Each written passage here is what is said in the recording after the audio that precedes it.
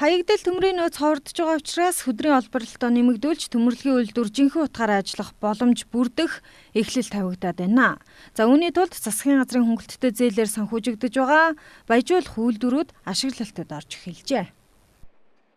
Чадaltaа нотны сорон зам баяжуулах үйлдвэрийн хаягдлын аж ахуйг нь хойно харагдаж байна. За жилдээ 560 мянган метр куб хаягдал агуулах хүчин чадалтай. За 2014 оны 11 сардад ашиглалтанд оруулсан.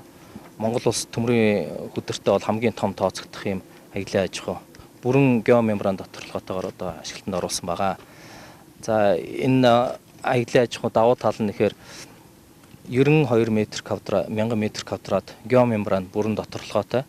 Тэгэхээр одоо хөрсөөр бол ямар нэгэн бодис одоо ус нэвчлэлт бол байхгүй. Хаягдлыг бол найдвартай энд агуулна. За мөн нойтон баяжуулах үйлдвэрийг бол эргэлтийн усаар 60-70% одоо эргэлтийн усаар бүрэн хангах юм боломжтой юм хаягдлын аж ахуй байна. Тэгээд ангижруулсан тэр төмөр одоо энэ одоо ажиллаж байгаа энэ цахилгаан намын зуугныхаа хаягдал төмрөөр орно ачаалаад тэгээд төмрийг өдрөөсөө одоо гам бүтээгдэхүүн гаргаж ийм анхаарал тийм.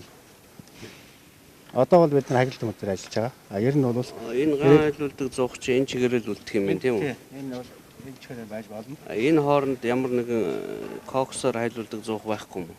Дунд нь нэг шууд ангижуулсан төмрийн үйлдвэр гэдэг наад энэ энэ яаж ажиллах юм? Наад чи бид нар яг олон гарц байгаа л та. Төвш нь бол кокс төмрөөс байж болно. Нүүрсний хий байж болно.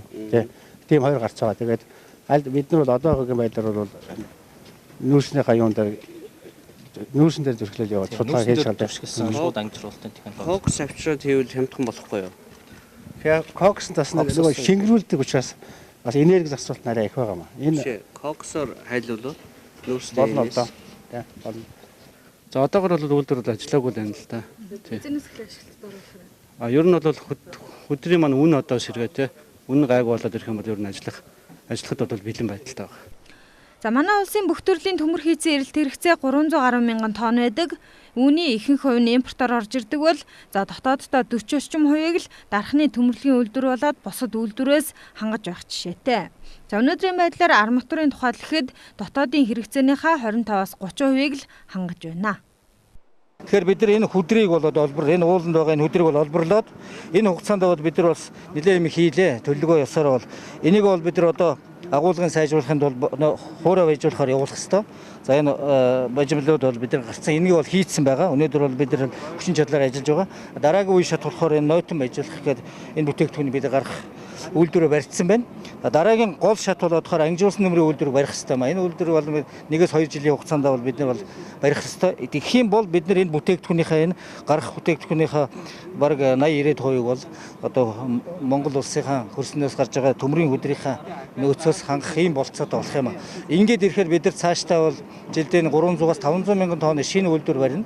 Энэ үйлдвэр баригдсанаараа болохоор нэр төрөлж өөр болно, олон ч болно. Тэгээд Монголынхаа нийт хэрэгцээг хангах ийм зорилттой ажиллаж байгаа. Захиалга байгаа. Бид нар Эрдэнэттэй бас нөгөө 80-ын гурвгийн бэлтгэсэн 20 мянган тонны гэрээ байгуулсан тэрийг хийн. Тэгээ арматурын захиалгууд одоо эхнээсээ хийгээд эхэлж байна. Барилгын компаниудын захиалга орж ирсэн тохиолдолд гэл ингээд байна. Чингис хаанд өнгөрсөн хугацаанд сайн муугаар зөндөөл яригдсан. Гэхдээ үйлдвэрүүд дээр хийгдсэн бүтээн байгуулалтын ажил нь бодиттой байгаамаа. За дархны төмөрлөгийн үйлдвэрийн тухайд хиттэй уулуурхай металлургийн зохицолбор үйлдвэр болох зорилт дэвшүүлээд байна. Ингэснээр төмрийн хөдрийн түүхий эдээсээ эцсийн шатны гам бүтээгдэхүүн гаргах юм аа. Батцэг Хурцаатар нар мэдээллээ.